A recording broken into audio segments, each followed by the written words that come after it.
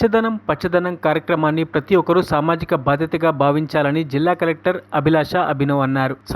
పచ్చదనం కార్యక్రమంలో భాగంగా నిర్మల్ జిల్లా దిలావర్పూర్ మండలం న్యూలోలం గ్రామంలో పంచాయతీ కార్యాలయం ప్రాంగణంలో విద్యార్థులు, గ్రామస్తులతో, అధికారులతో వారు ప్రత్యేక సమావేశం నిర్వహించారు. ప్రతి ఇంటి నుంచి చెత్తను సేకరించి డంపింగ్ యార్డ్ తరలించాలని, ప్లాస్టిక్ వాడకం పూర్తిగా నిషేధించాలని తెలిపారు. అదేవిధంగా గ్రామాలలో గర్భిణీలకు, బాలింతలకు, పిల్లలకు అంగన్వాడీ కేంద్రాల ద్వారా బలమైన న్యూట్రిషన్ ఆహారాన్ని అందించేందుకు ప్రత్యేక శ్రద్ధ వహించాలని అంగన్వాడీ కార్యకర్తలకు సూచించారు. ఈ కార్యక్రమంలో జిల్లా పంచాయతీ అధికారి శ్రీనివాస్, జిల్లా వైద్య ఆరోగ్య శాఖ అధికారి రాజేందర్, మండల ప్రత్యేక అధికారి శంకర్, తహసీల్దార్ స్వాతి, పంచాయతీ, విద్య, వైద్య సంబంధిత విభాగాల సిబ్బంది, విద్యార్థులు, ఉపాధ్యాయులు, గ్రామస్తులు పాల్గొన్నారు.